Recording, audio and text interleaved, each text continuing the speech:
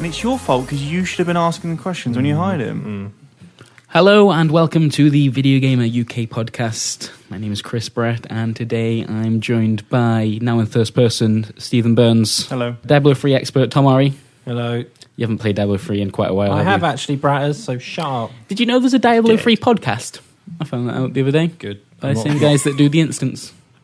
Yeah. There's something. All right, good. And the return of Jim Trinker. It's Jim Trinker. All right. Hello. You haven't been on for a couple of weeks. I've missed you. No. That was a shit intro for him, wasn't it? Well, he hasn't been on for a couple of weeks. I don't know what to say about him. I don't know who he is anymore. Yeah. He just wanders in to my life. I was doing lots of Assassin's Creed stuff. Yeah, man, that's been your life I for was the last 2 reviewing weeks. one hasn't it? Assassin's Creed game, and then the week after, I was at home reviewing another one. Jesus. And How'd you do that? I don't want to look at another video game ever again. It's particularly Ubisoft games as well, man. There's a lot of repetition involved in an Assassin's Creed game. I was talking about this with someone last night, who, and no offense to him, but he was, and I like the guy very much. I knew this. I knew you were trying to be careful with what But he you was would say. basically saying, he actually said the words "Watch Dogs" isn't really all that like Assassin's Creed, and I was like, it's the same fucking game. Like Far Cry, Assassin's Creed, Watch Dogs, Climb the even towers, the fucking unlock the crew. maps. Like, the crew is just Assassin's car, but I mean, I've said before, I love that formula. It's a good formula. There's a lot of that in the new Dragon Age. I think I finally realised that was kind of the there's a lot reason of vitamin Ubisoft in it. I wasn't that impressed with the opening of the game. It's because the open areas have loads of the Ubisoft thing. So does the new WoW expansion, by Do the you way. have to climb any towers? You can make towers, you don't climb them. All right, but is that an inversion of the trope? I'm not sure. But apparently in the new WoW expansion, it's like completely. There's a big emphasis on just exploring outside of the quests, climbing towers, and finding little chests at the top with like a bit of gold and some items in. People are going for the Ubisoft approach to open world. Liking that, aren't they? It's because apparently it's the best WoW expansion in terms of leveling they've done. Like, A lot of people saying. Isn't it said that Assassin's Creed is critic proof? I mean, for all the negativity that always surrounds every Assassin's Creed release and everything, they still sell 1 billion fucking copies. That's why people are copying the formula, because it does work. Wonder if it's hurt them more so this time around, though. I mean, there hasn't been a reaction like this before to a new Assassin's Creed release, right? Detective Neil Gaff. Yeah. A good friend of the podcast. Assassin's Unity has sold less than Watch Dogs did at launch. Really? This is not their release figures, so it may not be true. I mean, I wouldn't be surprised just because But that's not good. It's a combination of. But Watch Dogs is hyped new IP and the most pre-ordered IP in history. Yeah. And Watch Dogs was also cross-gen, so it's like I mean, Watch Dogs had like a potential user base that was about 20 million bigger. And Assassin's Creed was competing with itself as well, despite the problems at launch. There were 2 Assassin's Creed games, which splits the market somewhat. There, and you played Unity first and then Rogue after, right? Yeah. And by the sounds of it, you came out of Rogue. It sounds like playing both of them does have some interesting story stuff going on, some crossover. Yeah, there's Assassin's Creed 3, which was we're about to delve into the weird lore. Me and Steve have covered this in great depth. But Assassin's Creed 3 was dog shit, but it sets up the sort of North American, the colonial American trilogy of that sort of whole Assassin's Creed saga. It puts the sort of and it shows you kind of the end of the saga in a way, and that Black Flag and Rogue form this kind of trilogy that's told like out of chronology. So you get AC3, then you get a massive prequel, and then you get one that sits between and then links with the next game. It's all really sort of confusing, but. So with AC3, you see the Brotherhood in colonial America being rebuilt, and in Black Flag, you see shades of that sort of power structure starting to come in, that eventually gets dismantled. And in Rogue, you see the Templars actually wiping out the Brotherhood before Connor comes in 20 years later and rebuilds it. So there's a nice thread that goes all the way through it, and then all that links into Unity in a really kind of nice way that Rogue sort of dips into it at the end. And I really like the story stuff, even though it's all kind of. It's bollocks, but it's kind of that Dan Brown sort of entertaining bollocks. It's there's a lot of Dan Brown. It's like it's like Ancient Aliens. You know, it's fucking nonsense, but it's brilliant. Yeah. So it's J.J. Abrams the game, there's a lot of really good story stuff going on. And Rogue is essentially, everyone knows this, but it is essentially Black Flag. Mm-hmm. It's Black Flag with bigger game worlds and stuff. There's actually like 3 major areas. 2 of them are each the size of Black Flag's world, so there's a lot of exploration stuff to be done. And Rogue's a really good game. I really enjoyed it. I scored it a point lower than Unity, purely on the basis that it's quite obviously kind of cobbled together from other assets. The main story is a bit shorter, so it's not quite your sort of full fat Assassin's Creed. Sure. But I think I've probably had more fun with it. Fair enough. Because there's kind of more actual emergent stuff to do.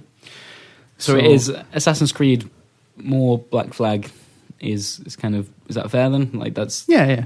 It's Black Flag 1.5, I guess. All right. But yeah, there's some. I'm putting together a little video about it just now. But there's some amazing stuff, even though it's last gen, which really didn't occur to me while I was playing it.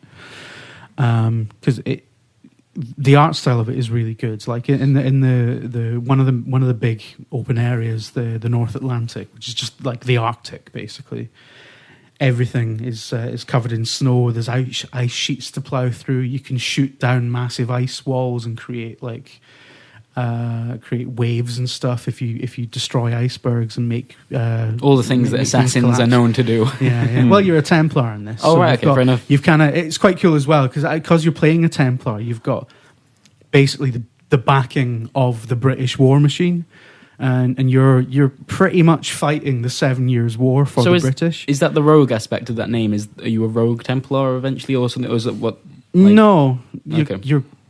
I suppose you start off as a sort of a disgruntled assassin who keeps. It's quite interesting actually. In the first sort of bits of the game where you're an assassin, he keeps questioning things that they tell him to do, like why are we doing that? Why are we killing all the men? What if we're the bad guys? Why are we doing this? Why are we doing that? This doesn't make any fucking sense. And actually, Shay Cormac is a terrible character as an individual. He's boring and he sounds weird and he's got an odd Irish accent. It's a very odd Irish accent. It's a sort of odd Irish accent via Trinidad. Fair enough. But what he does do, where he is interesting, is that he actually asks the questions that you as a player will ask about the Assassin's Brotherhood, that you've asked in every Assassin's Creed game you've ever played at one point or another. Why am I doing this? Why is this happening? This has not been explained. Am I just doing things because I'm being told to do them? And isn't that Ubisoft games in general? Yeah, pretty much, yeah. Ooh. Lol. Sorry. But it's probably the most self-aware Assassin's Creed game, which I like. And it's got some really beautiful moments in it as well. Like I keep going on about the Northern Lights that show up at night, and the moonlight sort of glinting off all the snowscapes and stuff. It's a really kind of desolate game sometimes. You get there's little sort of pockets of exploration. Like there's all these sort of shipwrecks dotted about the map that you can find, and they're full of chests and collectibles. And one had a polar bear in it that I killed. Why? Okay. But you and they've all got the synchronization perches that you climb up and do the whole, the thing. Mm-hmm. And I did one yesterday, and I found it really this is a really kind of evocative image. This is brilliant because it feels like, it's the first Assassin's Creed game I've played where you've got that kind of sense of exploration that you get in something like a Fallout game, or when just finding things in the world is in and of itself, fun and a worthy thing to do, rather than the location is just there to have someone in it to kill. Because I loved Florence in Assassin's Creed 2, but it's you stand on one building and look over all of it. It doesn't really compel you to go and explore every nook and cranny, because it's really just a load of streets that basically look the same. It's all about the mission content within. But Rogue actually has things that are worth going to just to look at them and to see what's there, which is something that Assassin's Creed games have never done for me before. So there's a lot to like about Rogue. There's a lot to kind of not like about it as well, because it's especially if you're really into Assassin's Creed, Rogue is for you, because it fills in a lot of the gaps. It ties off a lot of loose ends, and it actually answers questions about Unity that Unity didn't answer, and quite weirdly as well, because I remember playing Unity and thinking of things and thinking, why haven't they addressed this? This seems like a really obvious thing to address, and they haven't mentioned it.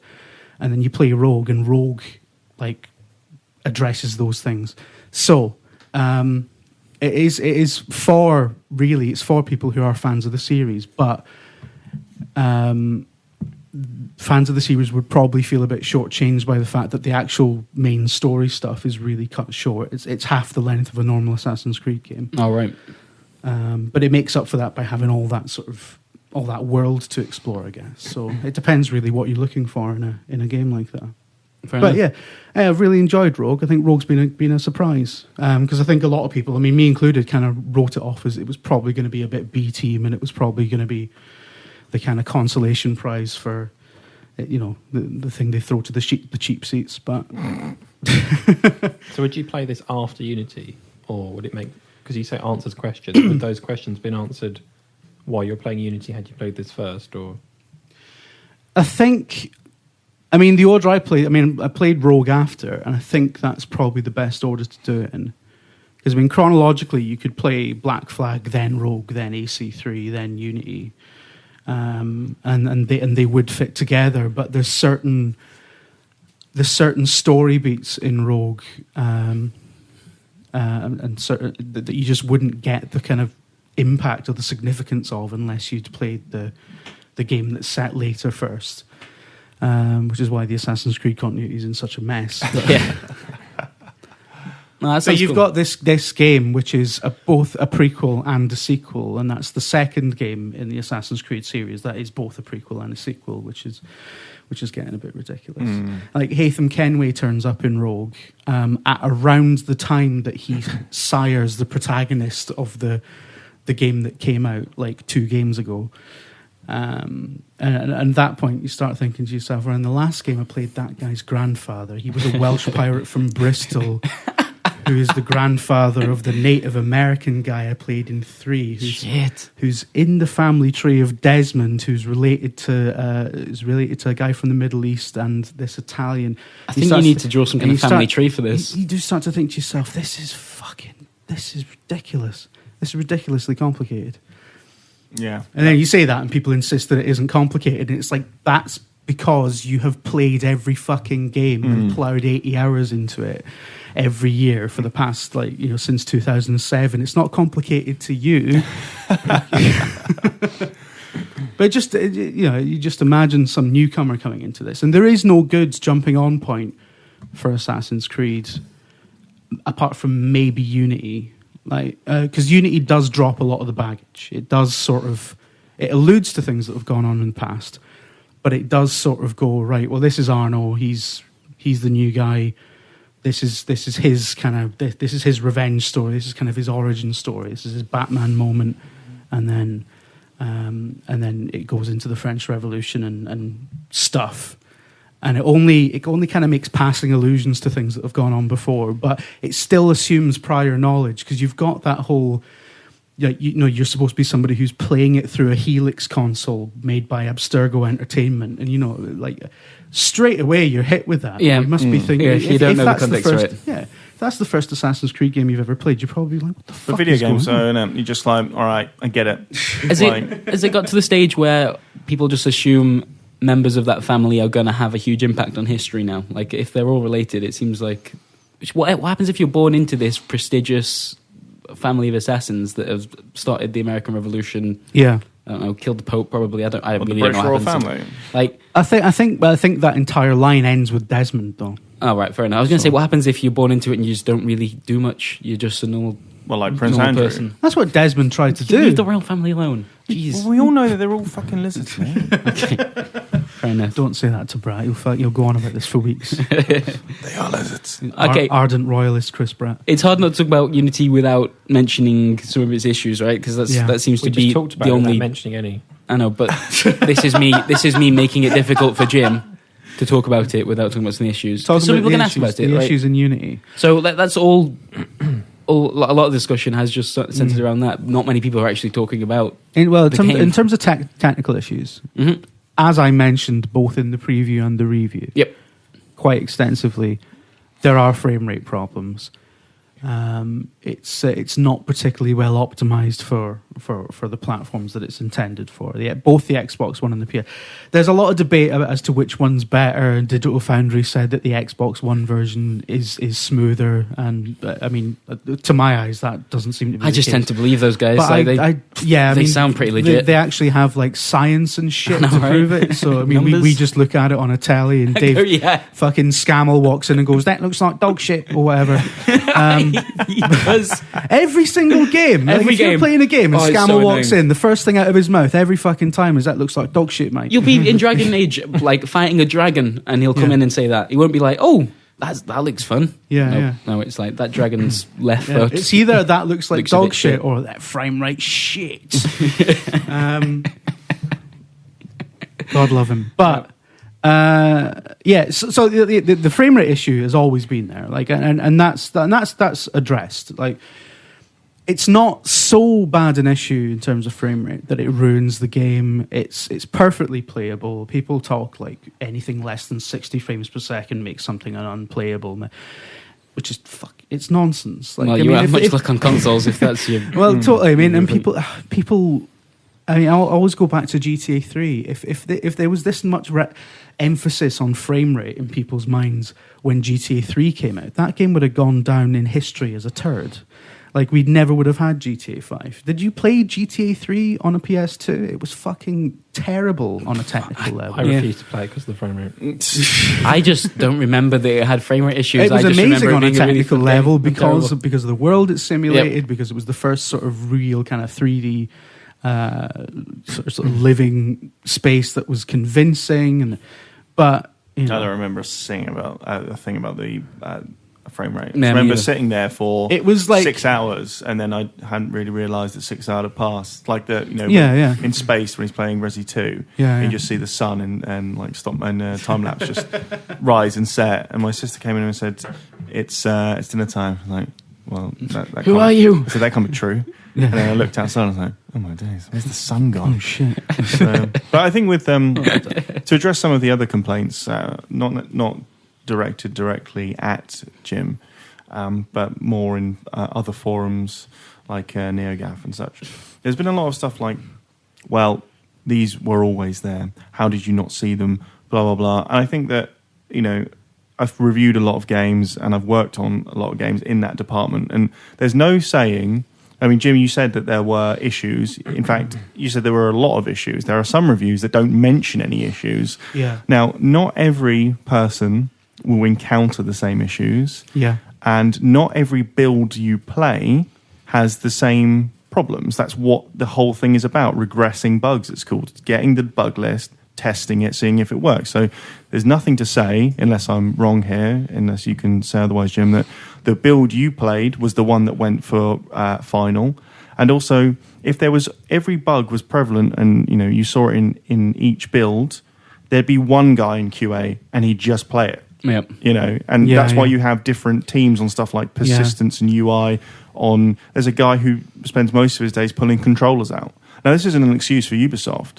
I'm just saying that the reviewers must have seen it is a fallacy. I tell you what, if we'd seen the kind of picture that's going around, the faceless picture, the faceless, we would be made. Like the number of faceless pictures. I mean, if that had happened during the fucking review, I'd have mentioned it.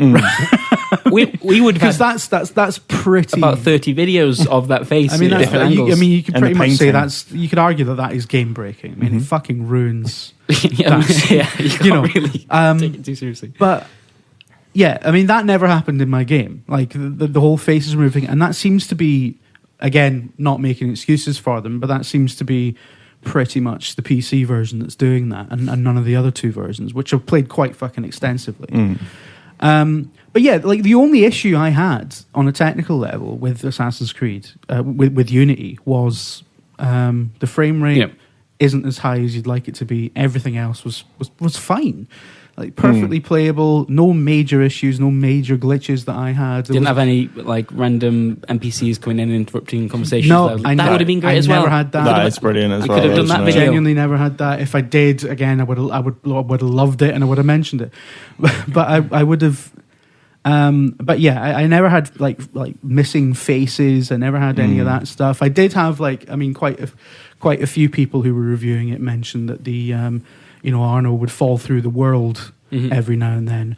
That happened. I know one person who that happened to, like every 45 minutes, they'd fall through the world and have to restart.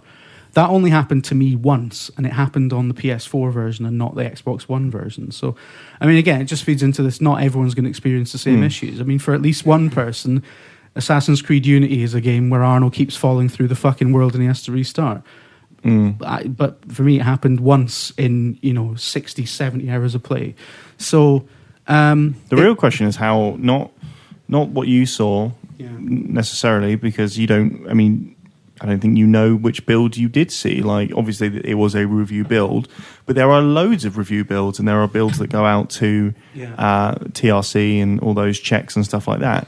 How that got past Microsoft and Sony is another matter completely. And this is just speculation, but there's a lot of money riding in these games and stuff, and you need to be out at the same time. Now, I'm not for 1 second saying that they turned a blind eye, but I've seen games come back with far fewer issues than that, than what you've seen. Like falling out of the world, if you can repeat it, like this is the thing. In that you have to be able to repeat. If you can't repeat it, it just gets closed as a single instance. Like in games like GTA yesterday, I came off my GTA 5 new gen. I came off my motorcycle in first person, and my head was missing, as my head was still in first person, but my body had detached and was rolling down the road. Wow. And so it scared the fuck out of me for a few seconds, but there's no way I think I'd really be able to regress it, as in make it happen again. You have to do it technically like 3 times. You have to show you're working out. You have to be able to go to a part of the game and say you can fall through the world here, or it has to be a general issue which will make sure that happens. I mean, don't you get things sent back if like DualShock isn't capitalized properly in the menus or something like that? Like you're not allowed to call it we weren't allowed to call the PlayStation 3 a console. It had to be entertainment system. And if you showed the pad, you had to have it had to be monochrome. So it had to be like black and white essentially, or a white outline of just the pad. Or it had to be in full color with all of the buttons, square and cross and everything, or X, whatever you call it. And they had to be the right colors, like the right dimensions, everything. Nintendo, I think, Chris String, I think from MCV, I think he did some work for Nintendo. They sent it back when someone said touch pen instead of stylus. Failed. Nintendo failed a game once because it mentioned it didn't have support for a future peripheral that they hadn't announced. So, these people think that you just get a game, you have a look at it and go, no, that's fine. But there are, it's lengthy checks. And so it is interesting to see how it kind of... And it's not all QA's fault. Like, blaming the guys who work in QA is like blaming arresting officers when the court acquits. When they go, no, you didn't do it. You blame the court, right? You blame the people who judge, not the people who brought it to the attention of others. And so, but I'd love to know the inside story of what happened with those release candidate builds. There's lots of weird kind of issues like that kind of sneak in with that bigger games seem to get away with sometimes. Like I'm sure there was a big RPG. I don't want to say which one it was because I can't remember where I read this, but before it was patched, before it was fixed in a patch, when you hit the guide button on the 360 controller, the game didn't pause. So the the thing came up, but the game kept running in the background, which is just like a big fucking no-no. Sounds like something fucking Dark Souls would do. Skyrim on PS3 is like the classic. Well, that's one of the Skyrim PS3 is fundamentally broken. Like all of Skyrim reviews were done on 360 code, even the ones that had were done in PS3 magazines and stuff like that. And but there's loads of bugs that you will never see or really think of, until they happen. Like one of the most famous bugs of all time is the one that pretty much kickstarted fighting games. Is that combos in Street Fighter 2 was a bug. You weren't meant to chain them together. And so, very interesting. When you were at Unity, by the way, for the review event, you said you put a number of hours into both Xbox One and PlayStation 4. Did they show you the PC version there at all? No. So, at the review event, it was all Xbox One, right? And then we'd been sent the two retail editions of the PS4 and Xbox One versions. So I took a PS4 one. Yeah, I guess that's something worth bearing in mind, isn't it? Like. So when I played it on PS4, that was obviously the actual final release build, and then with the day one patch, and then because that's the other thing as well. What we were playing at the review event didn't have the day one patch. Not entirely sure what it fixed. I didn't really see that much difference, and it wasn't the actual retail version. It was definitely a stage before that. But I mean, as I say, it didn't have many issues with it. It was just a bit of a wonky frame rate, which I'm quite used to. So, I mean, I've had for most of the last 10 years, I've had a really rubbish PC as well. So really, maybe I'm just desensitized to rubbish frame rates on things. I'm sometimes worried that I'm the same. I can look past that in a lot of genres. I mean, like back in the Amiga days as well, like the sort of later Amiga days where they started doing things with the hardware that it was just never designed to do. What, Gloom, that Doom clone, where it just ran it about, or Alien Breed 3D or whatever. If you got 15 frames a second in Gloom, you were doing really well. You probably had like an accelerator card and everything. SNES Doom. That's the first version I played, and it must have run about 10 frames a second. I loved it. I was like, it's Doom on a SNES. Like, none of the walls had any textures on them, and it was in a. So what were they? The ceilings and the floors, I think, had textures, or maybe the other way around. The walls and the ceilings didn't. So you couldn't have any of those, and you couldn't have any of the cool environmental stuff like the crushing. Essentially, it was just painted on, and. But I'd always wanted to play Doom, but just didn't have a PC at that point that could play it. Which is why, I played that version. I really enjoyed it, but if you watch YouTube videos now, it's hideous. Which is why whenever I play Doom now, I'm like, I love you, Doom. It's like, this is how Doom is meant to be played. I'm so sorry. Even 20 years after the fact. It's like no, because it's running at fucking 12 million frames a second. As it should be. On a machine that was never even conceived of at the time, I had a friend who played Half-Life, original Half-Life. Not only did he play only using a keyboard, excuse me, weird. How? And his computer was nowhere near good enough to run it, and it was. I'm pretty sure it ran at no more than 10 frames a second. Oh my lord! That is hot. That's high. Was he using Control to Fire? It's like a major handicap. I went and watched him play it once. It's just unbelievable. It's like, why are you even doing this? Stop it! It can be so much easier. It's unbelievable. But some people just don't seem to care about that kind of stuff. I think most people would see 10 frames a second as a problem, but. Oh god, yeah. I think we've all been there. Like, I remember when I had an awful PC, but desperately wanted to play Oblivion, and just the way I played that game when I look back at it now, I broke some laws. Like, it was awful. It was. I did that with Far Cry, the first one. I had I bought a PC. I'd conned my parents into because I'd just gone to uni. I conned my parents into saying it was for fucking video editing or some shit like that, and it's a classic. And it had some wank. GeForce 9200 at the time or something like that, and it ran okay, but a friend of mine had a better PC, and I just remember going and thinking, so for my birthday I got a GeForce 6800. The Radeon 9800 from ATI was the benchmark card in those days. It was kind of tailing off a little bit, but then suddenly the 6800 came out, 200 quid, all the birthday cash that I'd got from everyone. Fuck me, the revelation was like, oh my, what are all these things? That's incredible. Where did these trees come from? Like, maybe this is the game. And then it didn't stop those mutants from turning up and ruining it, though. But Fear looked amazing. And speaking of bugs, I bought Fear. I played the demo. It ran really well on my PC. I went into game to buy it, and the guy behind the counter was like, you can't bring this back. Is your PC good enough? And I was like, listen, sunshine. I was like, come on, son. Anyway, got back. It ran about 4 frames a second. I was like, what, despite the demo being fine? Yeah, and I couldn't work it out. And then it was the old classic, wasn't it? About a year later, I was sitting in my room thinking, why the fuck have I not been able to play Fear? I suddenly just got really indignant about it. And I went on some forums, and they were like, oh yeah, you just need to uncheck this in the sound settings. You're joking. Jeez. Off you go, turn off like Sound Blaster bullshit. I ran about 3,000 frames. I was like, for fuck's sake. A whole year of just going, fiddling with in page files or whatever, INI files. Like, oh, come on, fucking cunt. There's your PC game. It was, what's it, like, quite recently, I think, was it Sacred 3 we played in co-op a while back, and we couldn't get it to launch on the PC at all. It wasn't an obvious issue.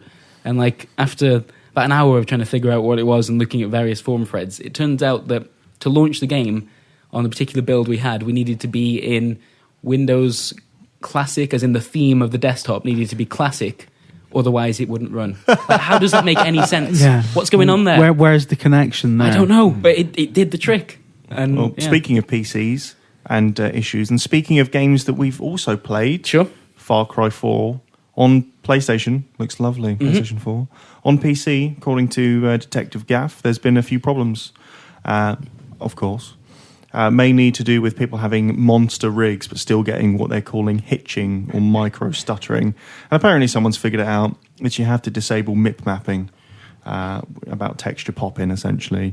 And you turn that from on to off and it stops it. But it's not great because that's a feature which enables, according to Detective Gaff, the textures to blend smoothly from near to far. So they don't just go bang and suddenly it looks amazing, and then when you're away it looks like fucking shit painting. But yeah, so that's got a few issues. But on PlayStation, you played it on PS4, right? I did, and I thought it was quite good. I gave it an 8, and I enjoyed my time with it. It seemed to be one of the few Ubisoft open world games that I played that all of the things that you do in it feed back into the stuff you really enjoy doing about it. So in other ones, it'd be like, collect the feathers. The feathers don't really do a lot in certain Assassin's Creed games apart from boost a number. And for the completionist or OCD guy in you, fine. It's like, there wasn't, say in GTA 4, if you shot all the pigeons, you did get something. But really, you were doing it to boost that stat. In Far Cry, almost everything you do kind of feeds back into the main gameplay loop, which is it makes you faster, it makes you stronger, it gives you better weapons and better opportunities to do what the game is about, and that is hunting people. It's only really after I finished the game that I thought, you know what, killing people and hunting them have overlaps, obviously, but they're not really the same. And Far Cry 4 made me feel a bit weird after. It's just like, I must have... I've got throwing knives and a bow and arrow, and I'm like squealing when I round a corner, like Arnie style in Commando, just throwing knife, and someone said to rip out their fucking skull and then just do it again to someone else. Shit. I mean, it's great, but you do feel a little bit like, I maybe have gone a bit too far. And a lot of people are saying about the story. Now, I don't want to say too much about the story because it'll ruin it, but people are like, oh, the story isn't as good as Far Cry 3. Well, I would disagree. Yeah, the story in Far Cry 3 is dreadful. It is absolutely terrible. Far Cry 4 begins. It gives no logical explanation as to why you are now firing all these guns or whatever, being so adept at it. However, once you get past that and realise that's just video games, essentially, or big-budget video games. I think we've just watched the opening before coming into the podcast, and I think that opening is miles better than Far Cry 3 ever was. And like Pagan Min is a bit over the top. But there's a fantastic moment at the start where he gives a big lecture about how he's very particular with his words and how essentially it's a warning to the player, although it's delivered as a warning to one of his underlings, to listen very carefully to what he says. Yeah. And then he kills that guy and says, if you do just listen to me, all of this could have been avoided. So then, while you're at dinner in the next scene, he says something to you, and it's not really framed as a choice. It doesn't say Renegade or Paragon, yes or no. Red or blue, pick. Yeah, but if you've been listening to what the game has said to you, then you can finish the game in 15 minutes. And people are saying that's an issue. Mm-hmm, yeah. It's not. And then later on in the game, something happens, and another character says, if you'd have just listened, it's like all of this could have been avoided. And there's the ending, which I won't spoil, is wonderful to Far Cry 4. It is superb. And they've cut out all that shit about, I've got to protect my brother or protect my girlfriend or her friend. And, and that, thank fuck they've got rid of that tattooing. Like, I can't remember even his name. The guy, the black guy gives you the tattoos, and it's just like... You've got magical powers. Really, like, magical Negroes, RPS pointed out stuff. And it's just like, that's gone. That's essentially just stripped out. It's a game that says, we know you've played Far Cry 3. It doesn't give an explanation for it. It just happens. And some people won't like that, I don't think. They'll think that it feels a bit like Far Cry 3 Brotherhood or Far Cry 3 2. I like that. Yep. I didn't need another 40 minutes to 2 hours of heartfelt, my brother has been killed, and if only I was back yesterday in my life as a billionaire brat. I'm just like, yeah, look, I'm in a place, I've got a gun, I'm going to kill people. And like, that's what the game is. The game is about hunting, and to dress it up as I much prefer Far Cry 2's approach, where in that, unless I'm wrong, I turned it off in disgust a few years ago, but you play a mercenary sent in to kill the jackal, and he turns up and sees you in the first few scenes, and you're like, oh right, so he's not the only antagonist. Essentially, the world is also fucked, and so there's a reason for why you are so adept at killing stuff, because that's your job. And I know a lot of people will be annoyed that there's no sort of real justification in Far Cry 4, but it just wants you to get down, stripped all that out, wants you to get down to hunting stuff. I really enjoyed it. Rhinos, elephants, human beings. Some of its characters are like, it seems like they've listened to the criticism. So there's none of that tattooing nonsense, as I've said. But some of the characters are so weird. Like, there's a racist CIA agent who he's openly racist, who appears to only, unless I missed something, but I don't think I did, he's not in it very long, who only appears to be racist because he's Republican. It's just like, some of it's so on the nose. You're like, he says something like, you're an American on the inside because RJ is actually an American citizen, but you're useful on the outside. And he's like, what does that mean? He's like, and then the guy kind of explains later on that they've been trying to get people into Kirat, the CIA, to take over, but as they're not native to the region, they're always getting found out, stuff like that.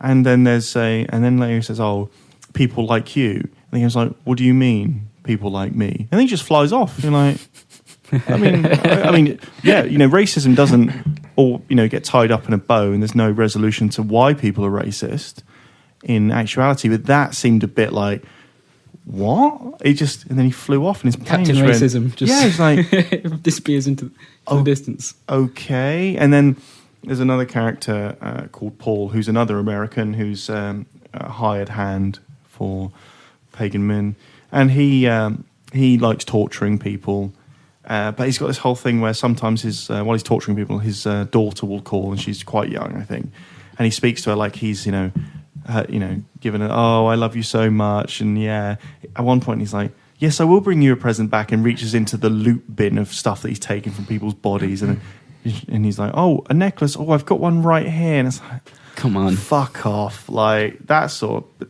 terrible. But your relationship with Min and your journey through the world and how it ties together and your actions within it is really, really good. Really good. So, yeah, if you didn't get on with Far Cry 3 in terms of its story and its pacing, I think you'd be well served picking up 4. If you do that quick way to finish the game, is that going to spoil the ending if you did it all the way through?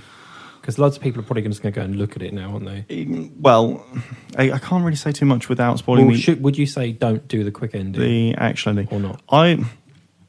It's up to you. That's the kind of beauty of the story, is that I think you probably get more out of it in terms of the pathos of it if you did the whole game, because then you realise it's not a cutscene. It's towards the end, you realise what your actions have wrought on the world. So yeah, trying to be quite vague here, but so I would do it the way that I did it. I would go through the game, because you're going to have a lot of fun playing through the game anyway, and then after you're done, spend 15 minutes just checking it out. So yeah, what a good fucking week for video games. You're not going to pay 50 quid to do the 15-minute version. Yeah, right? I like that there's probably at least one person out there that is just for temporarily confused and just like, what? Oh, there's also one person who's just a single tier, puts the controller down, and is done with video games. Nothing's ever going to beat that. Well, I mean, I'm reminded of a certain character way back when saying that Shadow of the Colossus failed because you didn't have the option to just walk away. It's just it's Far Cry 4's for you, mate. Yeah. So I mean, I always loved I mean, you do. You could just stop playing the game. Yeah. People pointed this out too. All right. But anyway, the end, not kind of the middle of Deus Ex. That's when I realised that the hype was real for that game. Where is it? What's her name? I've said this before. Anna, I think. Anna and Gunter. Like Gunter's like the mech'd up guy who's like her bodyguard or whatever, and. She was really pissing me off about something. I don't know what it was, but she's always jibing the character and saying, "Oh, just getting at me." Turn around, shotgun, bang, and I was like expecting the game to go, she has died. Restart. Yeah. Shot her in the head, and he was like, "What have you done?" I'm like, "Oh, no, what?" So I killed him. Kind of like walked off, thinking, actually feeling, I've done something. I hope no one notices. I've done something really bad notice. here. And then I get back to Unatco HQ, and they're like, "Have you seen these guys?" Nope. And I was like, oh my life, it just continues. That's it's also got that thing where the start is on Liberty Island, isn't it? Or Ellis Island, or whatever it's called, where if you cheat your way off of the first mission, when you run into one of the characters later on at the HQ, he says, I still haven't forgotten that you cheated your way out. As in actually use, that's brilliant. I love that.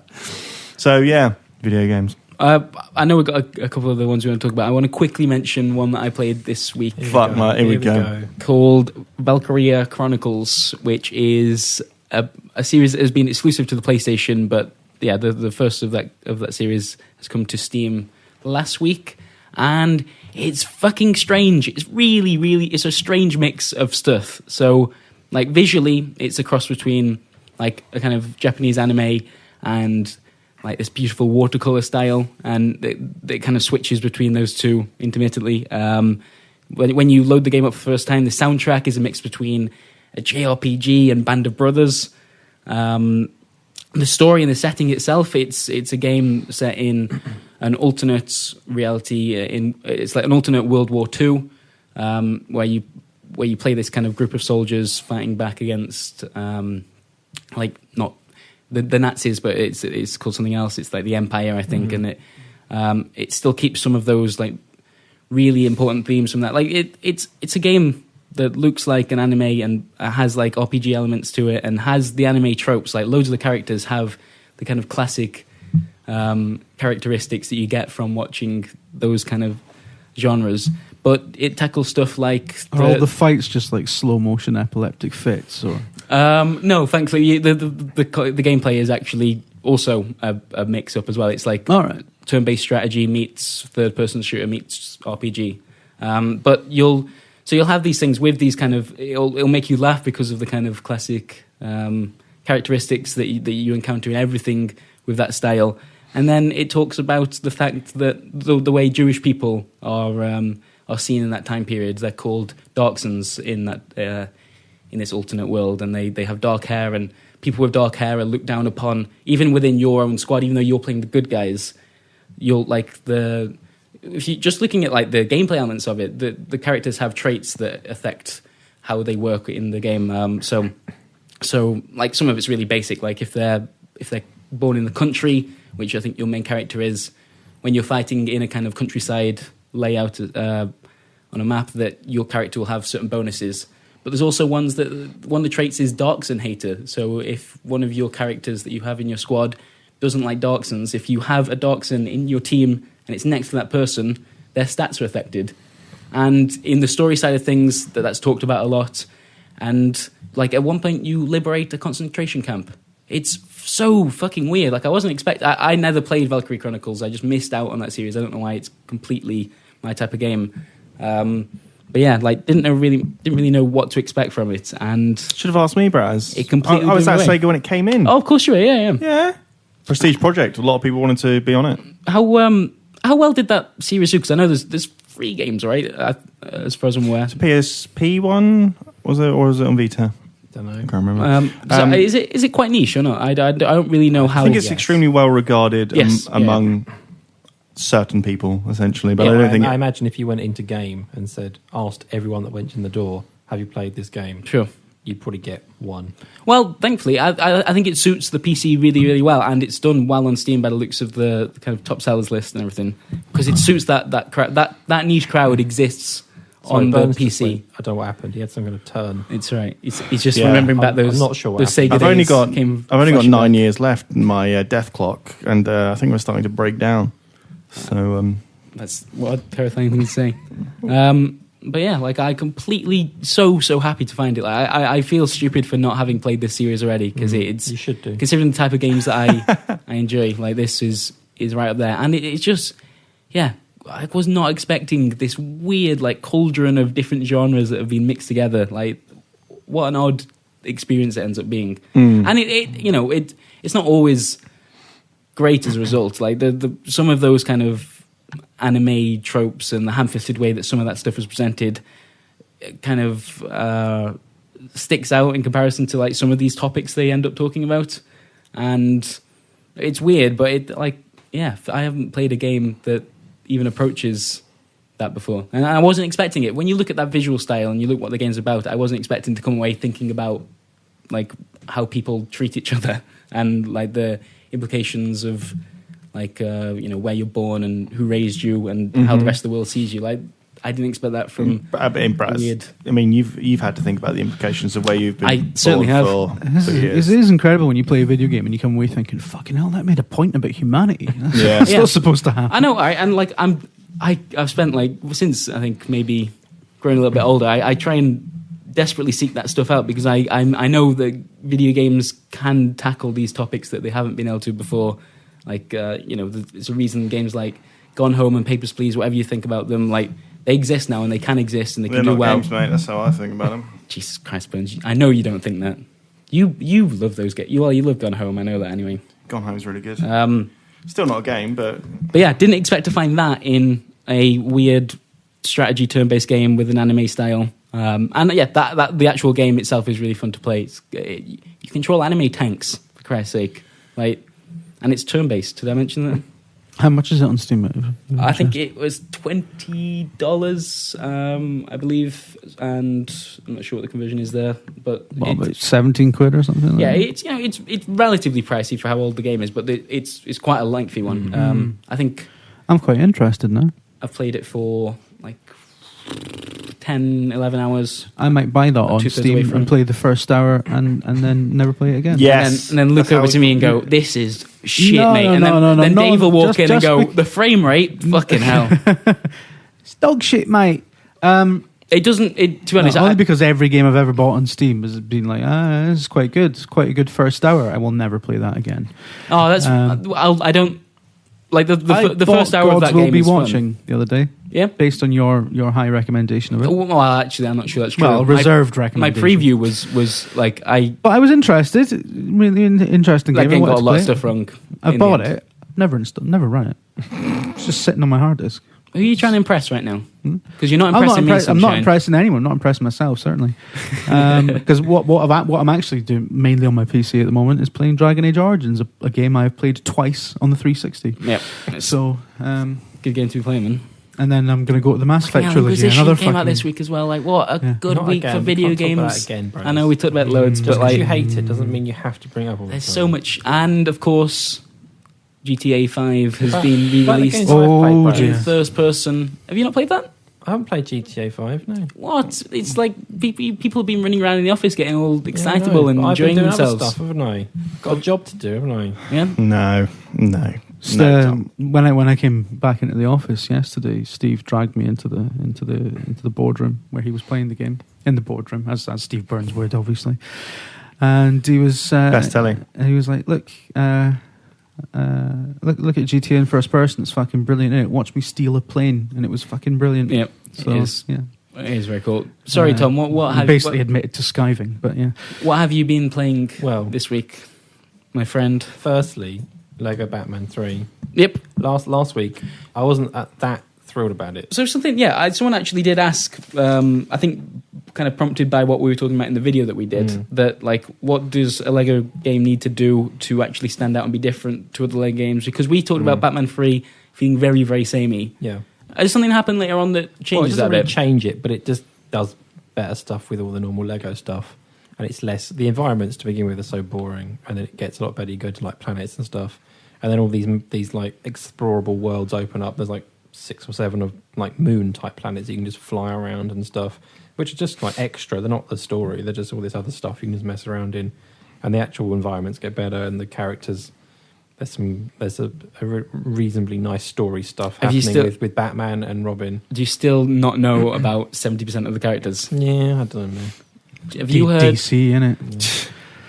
Oh shit! Defective comics. Someone did point out that the Lantern team is actually called Lantern Corp. Who cares? Lantern Corps. Gives a shit about that. Yes. Oh right, is it really? Yeah, like Corp. Marine Corps. Yeah, that's what I said. Oh, sorry, I said corp. You said as in corporation. Not corp. I meant corp. Yep, there we are. Fuck my. So everyone's been wrong, have they? Like the only Lego game I've ever loved is Lego Marvel, and it's because it's so Marvel. It's so authentically Marvel. It's probably the most like authentic Marvel video game I've ever played. I mean, to be fair, most of them are movie tie-ins and they're fucking awful. But I actually like the movie tie-ins. I think they're my favourite Lego games. I think they riff on the source material. No, I mean like the movie tie-in. Oh, right, sorry, of Marvel games. Right, like, you know, remember Iron Man on the PS3 or whatever. Dog shit. Okay. But yeah, I've never, because I love those characters and I love that kind of Marvel, because it's very heavily based on the Marvel Cinematic Universe. And it's got, you know, but it's got lots of allusions to other things in the comics as well.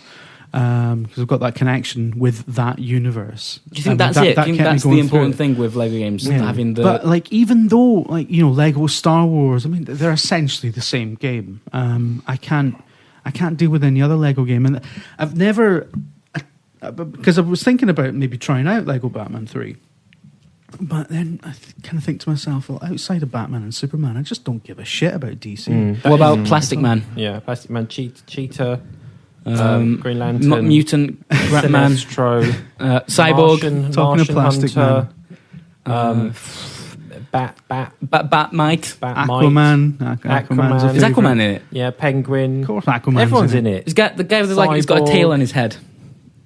Aquaman. I wonder how they're going to do Aquaman in the Justice League film. In it. He's not a major character, but he's in it. Terrible. It's like, yeah, you've got this shit. Wonder Woman's in it as as well. Yeah. There's like, it's like when they did fucking Hawkeye in the Avengers, and like 90% of the movie-going audience was like, "Who's this cunt?" There's a Hawk character in this, Hawkman or something. Yeah. But he's got quite an amusing Is Man-Bat in it? Man-Bat, I don't know. Maybe. Do the Lego DC Universe games have any of the Watchmen characters? Because it's always been a bit of a debate as to whether or not the Watchmen characters count as DC characters. I think it's been mainly like the Justice League stuff they've added so far, right? And characters involved with that. Okay. Fuck the Justice League. Whoa. Yeah, totally. Jesus. Fuck them all sitting around going, oh, we've got to make life better. Who would win in a fight? So much worse. The Justice League or the Avengers? Avengers. But wouldn't Superman just be...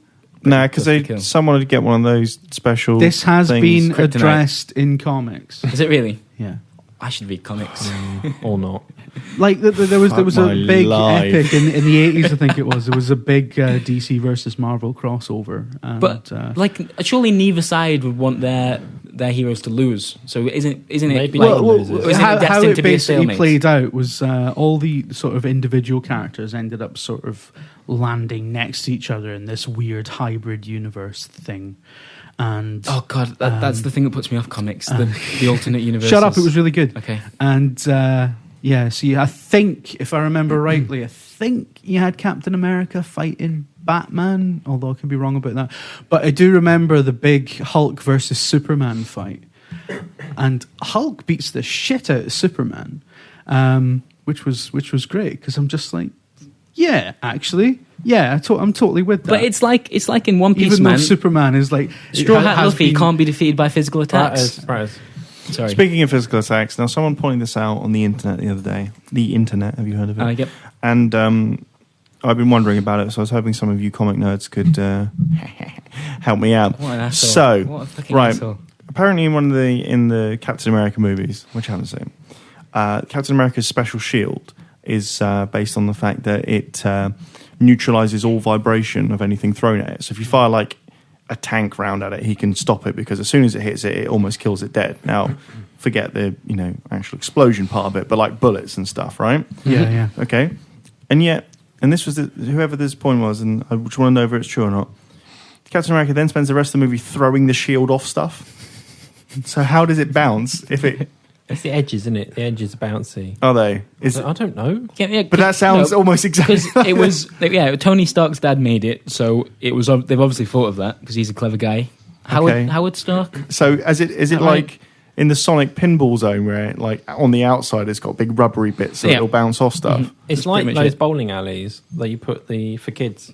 The bumpers are right. It's the same material, actually, isn't it? Right, right. It's got bumper edges. He also spends half the film fucking selling war bonds. So I mean, I don't want to focus too much on the. It is grounded in realism. Yeah, like I had a huge problem with turtles for years. That as in just the species. No, with I just fucking hate the ninja ones. With the ninja ones, it's like they order pizza, right? It's a pretty big difference. Firstly, let's not get over Domino's insurance policy of delivering into sewers. It's like, but a rat's larynx isn't developed enough to produce language. Yeah, and I was like, oh yeah, and what about these opposable thumb bullshit? Someone would say, Steve, you do know that there aren't also 6 foot English speaking karate ninja turtles? And I was like, you know what?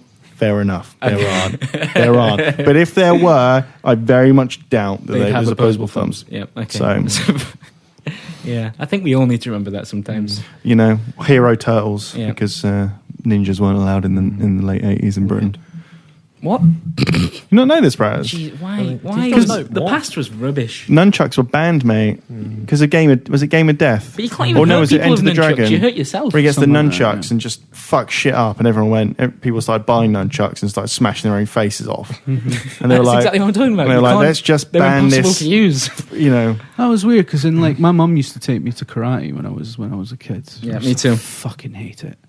Like my mum got to 3rd Dan black belt. And I was a yellow belt for the entire fucking 8 years that she took me. I just could not be arsed. I used to get lectures off the karate instructors going, you pull your socks up, and I'm like, you're just I'm not wearing socks. You're it's not a karate even a lesson. teacher. You're just some fucking guy. I remember I went to like a couple of lessons. In the second one, which was my last lesson, the karate instructor just told, bearing in mind it's children that he's teaching, just told people to run at him and try and attack him. So it was just this instructor wading off like children trying to hit him. Wait a minute, that was oh god.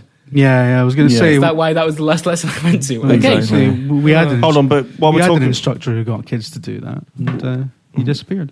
Well, while we're talking about karate and stuff, can we do an entire podcast? Because I think we have to just bring this to the attention of people that don't know about it, possibly you, Braz, of the movie No Retreat, No Surrender. Have you heard of it? I have not. It sounds like a movie. It sounds like an American action movie. It is an American action movie from the late 80s, in fact, maybe even mid-80s. It was one of Jean-Claude Van Damme's first bigger roles. Mm-hmm. He plays a Russian villain, of course. Yep. Anyway, the plot is so good that when I saw it trailed on a VHS for a film called China O'Brien, which I used to rent all those films. Exactly. And it is right. So this is the plot. Jason Stillwell, of course, you can't forget a name. I hope that is actually a name. Has a father who is good at karate, right? Just or kickboxing or some shit like that. I'm sure there's a difference. I can't wait for the comments on that one. Yep. And one day the mob come in or some shit and take over his run the family out of town, and they really injure his dad's knee so he can't do any more karate.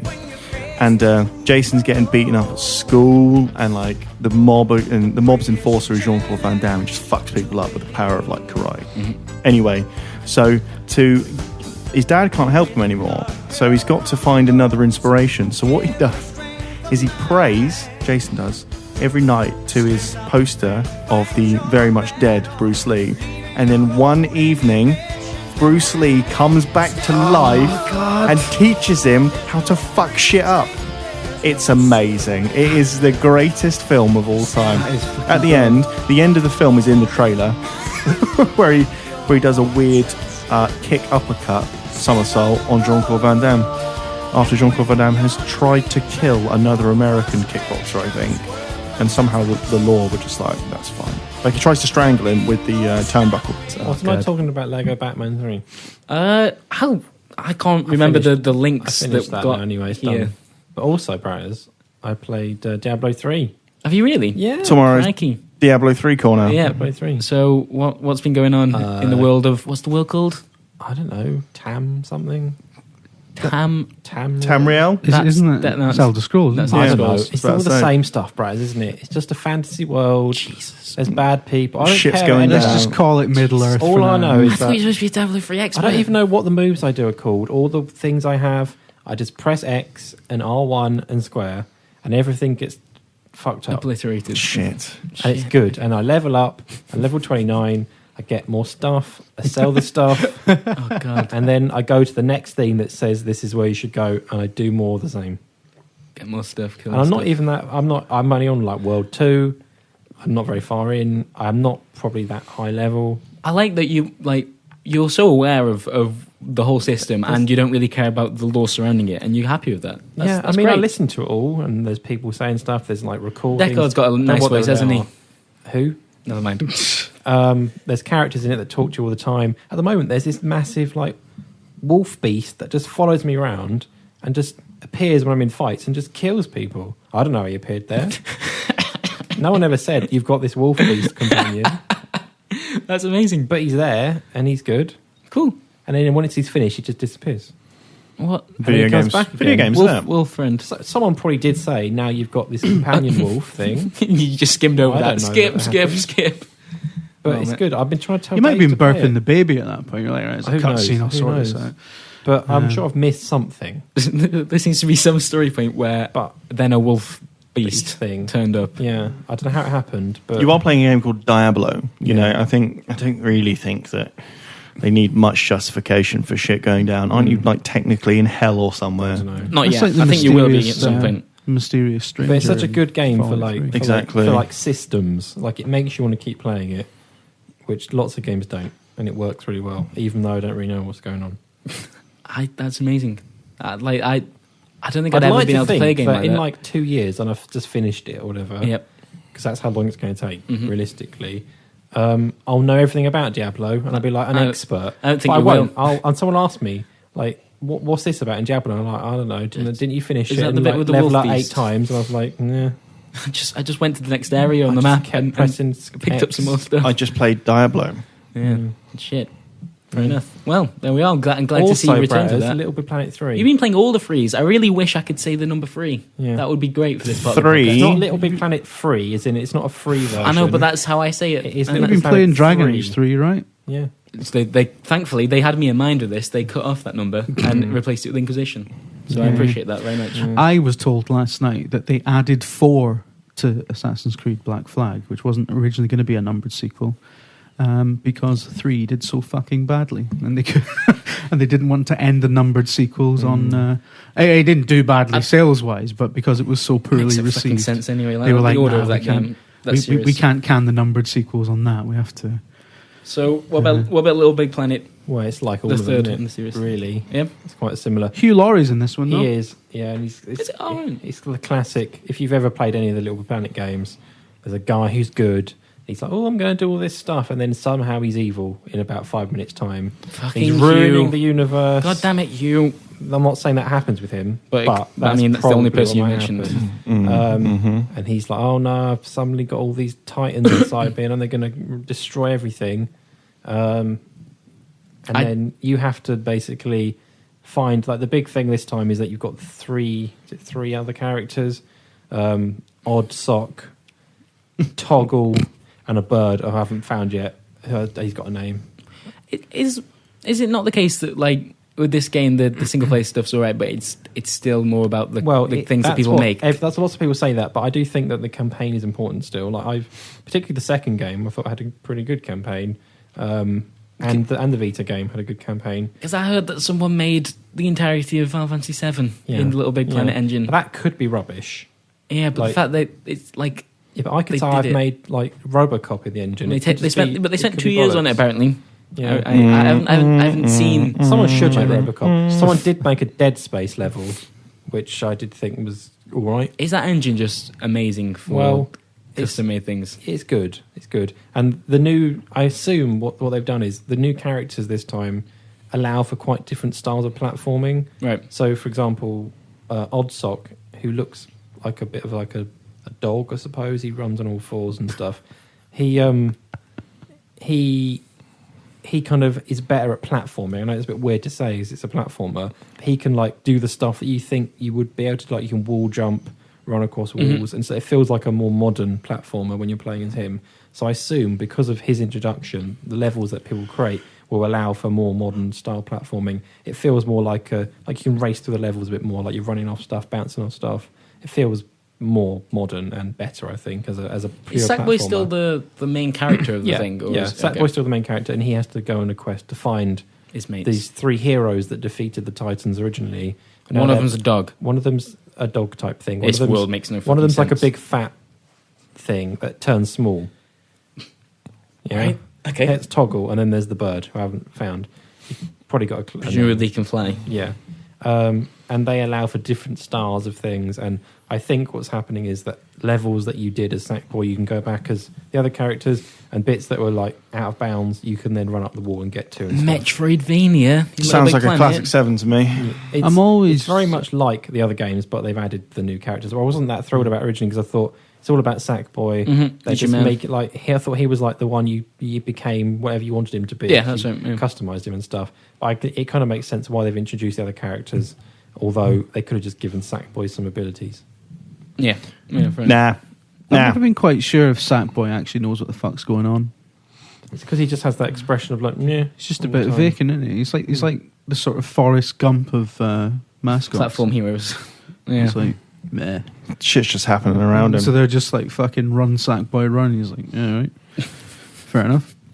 Can do that. I am made of sack. Yep. And I shall jump around these platforms that you will. I reckon we should. I saw a film called Sackboy. Try and check out some of these custom maps. I kind of want to see the Final Fantasy VII thing. Yeah, I think there's going to be. I think they've done some new stuff with the depth in the game, so that it used to be like, new, like I don't know, 2 or 3 different layers, and you could move in and out of them. Yep. But I think now there's more to it. So I think the engine has been changed. So you can still the custom import stuff's going to be more impressive, I think, when people get the hang of it. You can import the stuff from Little Big Planet 2 you can into import Freeman. and you can import on 1 and 2. Really nice. Okay. If you've got that stuff. In Little Big Planet 1? Yeah. You right there, Steve? You okay? You seem to be grimacing. No, it's all right. Yeah. All right. Well, I remember years ago when do I that. was with the other, with the other place. There was a thing in Scotland. There was like. Do you just refer to Scotland as the other place? No. Because I mean that I understand the GameWank reason, was the other place, but the which wasn't even a place; it was just bedrooms. But the sovereign nation of GameWank. Yeah. When Little Big Planet, the first one, was about to come out, they were like demoing it to people in game shops and stuff. And my mate Richie was like, kind of sat down and he had a shot and he kept fucking up the controls. And he said to the rep, he was like, "Oh, I'm sorry, I'm just so used to Mario." And she went, "Oh, this is no Mario." And then apparently without missing a beat, I wasn't there. Apparently without missing a beat, he goes, "It's not for lack of fucking trying though, is it?" And no wonder everyone hates GameWank. Yeah, that's incredibly rude. The rep was only trying to do the job. Presumably. Exactly. Come on. But there we go. All right. So. Well, shall we move on to some questions as we've been recording for an hour and 10 minutes? Can you believe it? I can't believe it. These podcasts are racking I like up. how we didn't even really talk about GTA that much. I know, but there's no room. Like we the talked biggest game of the year. Yeah. Mention that Burns nicked a plane. Burns had a couple of good stories. We have done there's stuff you can watch about the. Burns and I got very excited playing that for 40 I told minutes. you about when my head came off. Yeah. I told you about when I didn't tell you about when I drove down Sunset. Does it look better than it did originally on the PlayStation 3 and Xbox 360? I would have to say What yes. kind of question Is the that? first person stuff quite cool and it provides an interesting perspective. It does. There you any of those silent murders you talked about before? You drive off in the middle of nowhere. Oh God! And just kill someone, then drive off again. Well, I did that with Trevor yesterday. Yeah. And in first person, I did feel a bit bad, but and then I thought, you know what? Like, I think Trevor is who I'm gonna just turn into. Like I've outfitted him in these suits, these checkered suits. He looks like Beetlejuice. I can't see you living in a trailer park. I really would like to. Just like to escape from the brutish realities of this world. No, I'd like to be more like Michael. I mean, your trailer park would be full of fucking, $1 million Winnebago. I just want to hunt people, okay? Like, were there any questions, Burns? There's a relevant question here from Burns, resident of the only gated fucking trailer park community. From Andy Kelly of PC Gamer. Oh, this cunt. Who asks, what's the wrongest you ever felt playing a video game? Have you got past the dog? The silent... The dog. The dog. Do you not know about the dog? The dog vine. The dog Have you not seen it, bro? No, shit, you told me it was well and I hadn't seen it. You're going to have to see it, otherwise you'll have no frame reference. So let's just have like an intermission here. Okay, so... Dun, dun, dun, dun, dun, dun, dun, dun, dun. I could just cut, No? Actually, that's work, though, isn't it? Really? Right, there you go. Okay, so this is Burns looking at a dog. He's shotgunned some people. And... What? Did you... The dog is like looking at the... Is that the dog's owner that you killed? Yeah. And the dog is standing over the body of its owner that you just shotgunned in first person? Yeah. So I found this couple standing by a ravine. Classic horror movie setup. Like, don't go to ravines. Okay, just don't, because I'll be there. All right? And I was actually playing this with a friend of mine who'd not seen any of the new GTA. And he was like, is that dog with those people? I was like, I hope not, because badness is going to happen. So I shot one of them with a shotgun. In first person, the violence is incredible. And the woman started running away. So I ran after her for a little bit and shot her in the back. And turned around, and we were just sitting there, yucking it up at all this nonsense we created. And this dog started running over. I thought, is the dog going to attack me? And it ran past me and then just stood by its dead owner and then looked at me. And I thought, oh my life, this is the moment. Shit, this is the wrongest I ever felt playing. Yeah, that is pretty much the wrongest I've ever felt. I can't really think of mine. I don't know. I've probably done some bad stuff, but I block it out mentally and just... I think the worst I've ever felt is also in GTA 5. Is when just thinking about the Trevor missions where you can pick people up and... Oh yeah, hitchhikers. I didn't do them. You can either take them to where they want to go, or you can take them to the fucking Epsilon guys. The Epsilon guys, who it's never really explained what they do to them there, is it? Or, no, it's like a really fucked up Scientology, isn't it? At the top of a mountain. Yeah, I think they sacrifice them. But you pick up a drunk guy, don't you? And he doesn't know where he is or whatever, and he's like, "This isn't where I live." As you're driving up this mountain trail, he's like, "Are you sure we're going the right way, dude?" And Tara's like, "Yeah, don't worry about it." But yeah, when the ending of Metal Gear Solid 3 as well. When you encounter the boss, shall we say? Mm-hmm. Anyone who's played it will know what I mean. So that's where I felt really wrong. Tom, you ever done any bad shit in video games? I don't know. I used to hit my brother while we're playing virtual snooker. Jeez, that's quite dark. That explains a lot about what is going on. We used to have to play this game right on one computer on a desk made for one person, and it was very cramped. And are there PC desks made for two people? Well, but we were cramped around this computer playing virtual snooker because we were so cool. We used to play virtual snooker. Coolest guys in the room. True story. For whatever reason, siblings have little fights and stuff, don't they? Mm-hmm. And because we're so close to each other, I just used to hit him quite a lot. And you mean proximity, not in terms of emotionally? Yeah. And I don't know, because I imagine it was to do with him beating me or something. I don't know. And then eventually got to the point where I'd raise my hand and he'd kind of recline in fear. That's bad. Yeah, you've conditioned him there, haven't you? Yeah, probably it might still work now. I don't know. He just leaps out of his seat and decks you. It's like after all those years, he's back. It's real dark. Exactly. Yeah, shit. Do we need to call a solicitor or something? Let's do it anyway. Anthony Powell sent an email in, which you can do also to podcast@VideoGamer.com, asking, since via Twitter we know that Dave Scammell was lying and responsible for Heist not being in GTA 5. I'm not really sure what's going on there, but I think that's pretty true. What are the big things in gaming the VG staff responsible for that haven't come to light yet? Burns, you must have messed up some video games in your time. Oh, You've got loads. the look of a man that's Loads of, like, most of Burnout Paradise didn't make it because I Did you ruin Burnout Paradise? Because I called in sick a couple of weeks in a row, and they were like, "Yeah, we can't test this now." Burnout Paradise had loads of shit that was cut because they realised it was insane. But yeah, I think I'm. If I was to be responsible for anything, I'd be responsible for whoever coded the game Boiling Point Road to Hell. I think it was called on PC. Which was a very ambitious open world game starring Arnold Vosloo, I think, from The Mummy. Is that the classic Kieran Gillen review that got a 1 or a 9 or something? Yes, yeah. And it's the game where your daughter gets kidnapped, but you're Arnold Vosloo or whatever, so you got to go fuck people up, right? In response, but it's a bit like Far Cry essentially. What Far Cry became Far Cry 2. What Far Cry become? Awful that, wasn't it? That was bad. I was kind of midway between became and becomes, and I just did neither. I just stopped and bottled it.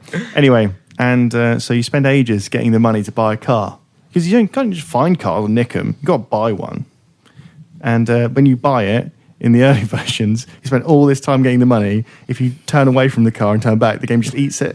There's so many people just raging. What? So your daughter's kidnapped. And your first instinct is to save up for a new car? Well, no, because you're in town, you're in wherever, hell. Not actually hell. Right. I don't know, Stoke or somewhere. But. And you gotta became the... Nice. No, you gotta fuck people up. But yeah, it had loads of bugs. Like, it was one of those, a bit like Far Cry 2. It was very ambitious, but it was too ambitious. It was too expansive. And I'm sure a few people who have played it will be raging right now going, fuck me, I've repressed that. 10 out of 10. I've just remembered, I think, what one of the wrongest I felt whilst playing video games is another Rockstar open world brilliant moment is that whilst playing Red Dead Redemption in the multiplayer. Don't spoil anything here. No, right, when the most fun you can have in the multiplayer of that game is shooting people's horses in the head mid must be difficult for you. So they go flying off, and like I did it a lot, man, like a lot because it was just really Moorish. More fucking bid, mate. What are you talking of? And then murder as Moorish. And that then makes it a bit exactly. Well, yes, I did internally, and then an hour later, or whatever, I could suddenly kind of realise what I'd been doing. Did you ever go and look at your own horse and say sorry? No, but I probably should have. So yeah, that was pretty wrongest. Was that equine homicide? But it's really fun. It's like the physics that are involved when you shoot a horse in the head in Red Dead Redemption are excellent, and you should all go and try it. Why did you kill all these people? The physics were good. I didn't even kill the people all the time. It was more frustrating to kill the horse because they'd have to get another one, and then physics were good though. Them a bit of time. Like people will point to whenever I'm eventually jailed for all my crimes and say, where was the moment when he realised that he completely lost it? And I think it was in Red Dead Redemption due to the physics where there is a mission where you have to get revenge on someone. And you go to their house, and their wife is there, but they're out, and the wife's sitting on the porch. And I just thought, well, I mean, the family's fair game, because mine was. And she was like, oh no, he's down by the river. And she stood up to point or whatever. She pulled out the gun, shot her. She moved quickly, man. I clipped her. She span round, and her head went through the window behind this little shack. And kind of got stuck. And I shot her in the back of the head and walked off. And I actually thought it was great. I was like, have some of that. Yeah. In the words of Roy Keane, have that, you cunt. Maybe. Yeah, I think those were Roy Keane's words. You don't know because he had them removed from his autobiography after they were like, you can't say that, Roy. It sounds like something to say. Yeah, so read that to the judge. Wasn't he also attributed with the quote, you're an ugly cunt and your face looks like a penis to somebody? Can't remember who it was to, but anyway. He's a great guy. We've got one from Zach Tyson who asks if you could give any video game from history a first-person mode, which would it be? Oh, Grand Theft Auto 5? I don't actually know. Is there something a lot of games?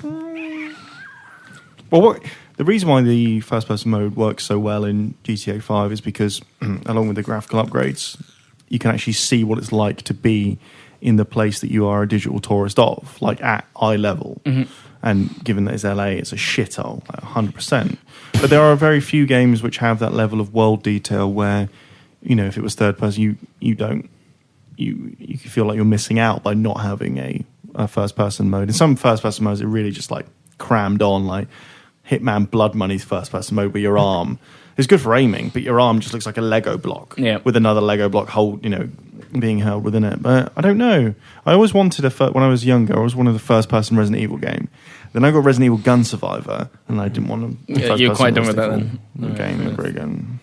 I don't know. I'm trying to think. Like, it's quite fun in I loved it in like Roller Coaster Tycoon when you could walk around your own park in first person. I thought like games maybe that have some kind of simulation that you're creating, doesn't it? Yeah, and then you can walk around at eye level. Did SimCity ever have an exploration mode? I remember they always talked about it. I don't know, to be honest. Because I'm sure it was a touted feature of at an early stage of one of them. It probably did one of those nondescript PC ones that they released between the first one, the second one, and then the one that pissed everyone off. Yeah. SimCity 4 was really good, wasn't it? I always thought it would be great to be able to explore the actual city you've built. Just walk around it. Walk around like you're some sort of tycoon going, yes, this is my building. Like Trump. Trump Simulator. Just looking at people, just being like, I literally own you. And then just flick a cigarette at them and fuck off. Yes. MDK2 asks on Twitter, what's the game you pretend to have beaten / played to maintain your gamer credentials? Well, I did it yesterday with MDK2, funnily enough. Because you said, Braz, something along the lines, I love F-Zero. I love that series. Well, you know what I was actually thinking? And then I said, do you know what triggered that? Have you played F-Zero on the GameCube? And you said no. Do you know what actually triggered that? I really like the F-Zero level in the new Mario Kart DLC. Have you ever played F-Zero on any platform? I imagine I have at some point. I feel like I have. To me, I really love F-Zero. To maintain my gamer credentials, as said right here. Unbelievable. I don't need to lie to main. They're out there. The Kung Fu trophy is in there. It's all on VG Versus. But there are some massive games that I've not finished that I won't say I have. But if people are like, so what did you think? I'll just go, like Mass Effect. Like, I'd probably do that with some of the Zelda games if I just didn't want to have that conversation. I never finished Ocarina of Time. Yeah, it was alright. I saw my friend finish it. I never changed everything. Just say that, and they'll probably talk the rest of the conversation for you. I was going to say that. Like, my eyes tend to glaze over when people start talking about Zelda, and I'm like, yeah. I never finished Super Mario Brothers. There you go. All right. I always found it too hard when in World 8. How do you feel? Does everyone feel better after getting this off the chest? No, Final Fantasy 7, I don't lie about it. I don't go, I don't play it because it's bollocks. Final Fantasy 7? Yeah. Shite. Absolute shite. Exactly. I'd really struggle to play that game now. Fuck, there's a lot of... I played quite a lot of that as well. This is at the time when it was like, this is the big thing. Yeah. You had that CGI motorcycle bit, didn't it? I bought a PlayStation again because I'd sold it to get an N64. Dick. I think. That makes sense, doesn't it? That is the right timeline. Yeah. Yeah. I bought another one to play this game and Time Crisis, to be fair. So the music, Time Crisis was music. amazing. But Final Fantasy 7, boring. Fair enough. Yeah. All right. Okay. Well, one final question here from David Scammell, who asks, will you go for a drink with me? No. He's a lonely man. The frame rate on those drinks is terrible, mate. I'm not going. Who's he asking? Everyone or just you? I think he's just asking in general. Like, it's become a thing where we have to end these podcasts with something a little bit depressing from Dave, and there we are. This week is no exception to that rule. I'm not depressed by it. His tears sate me. Okay, Are we still running a competition? We are still running a competition. We're asking people to send in. Oh God, I'm going to. How's this going? It's not well, Brian. Not well. Some of the early examples that we've received. Are they going as we thought they may go, or? It's just... We should explain the competition, I suppose. Yes. So, following the unusual, the bad romantic scene that we experienced in Dragon Age Inquisition with Iron Bull, and you want to ride the bull. Yeah, we're asking people to come up with their own fan fiction, their own romantic scenes, their own terrible that could fit into the Dragon Age universe. Are you starting the Bad Sex in Games Awards? Is that? I think so. And we're giving is that people. What you're doing? We're giving people a video game. It's weird of their that choice. This is sanctioned, because I remember Miller used to get very annoyed at me for for soliciting Batista photoshops on the podcast. It was every week. It was send me pictures of Batista doing something. Batista on the toilets. Batista having a jobby. Some of those were gold. Same thing, I think. So, but yes. So there's a form thread on the site which you should go to and write some bad Dragon Age fan fiction. And if yours is the worst or best, I don't really know how we're going to judge. You know, someone's going to take the game script from one of them and just put it in there. And we won't. And you'll be like, that is very close to the shit the Dragon Age would pump out. And then they'll win. And you're like, oh. And you know what? That's fine. You can't really top, though, you must get me pregnant to save the world. Like, that's... It's not a direct quote, but pretty much. I mean, they dance around it a bit, but that's the gist of it. But what if you say the this world's fucked? Be reborn again. And she's like, you've got to get me pumped, or everything's humped. Nice. And see that I like. That even rhymes. Yeah. And then you go, I'm not up for it, but my mate Alistair he'll do it, and she's like smashing, and he's like, But he does it anyway. You could do it with... it's a very, very fucking strange ending. Do you know that? Like, if you don't kill off Logain, he's also one of the people that can... I didn't know that. I thought basically the choices were... I played a female character, so I didn't get the... it was basically... It was straight to, you've got to convince Alistair this is awkward. To come into my chamber. And that was not meant to sound like it. Right. Just shut you've up. ruined it. You fucking ruined it. But yeah, I thought that was the choices. It was either if you were a male character, you could conceive the future archdemon, or you could send Alistair to do it. There's a really good tie back to that though in Inquisition. What the fuck? Shut the fuck up and get back to the point. Write some fan fiction, win a video game of your choice from shop2.net for up to a value of £50. There's a forum thread, and it'll be linked in the description if you're on YouTube. And if you're on the site already, then it's in the forums. Please don't write any Dragon Age sex fiction that includes any of us as characters, because it will not get featured. I'm going to say unless it's that really rule hot. Isn't as strict as Jim would like it to be. No, that rule is fucking strict. There's some room for maneuver there. But we're going to leave the podcast there, I think, because, it's running on quite long. It's got a little bit weird. And no, I don't really know what we can talk about after that. So bye. Thank you for listening. Bye. Bye. Goodbye. Bye. All right, cool.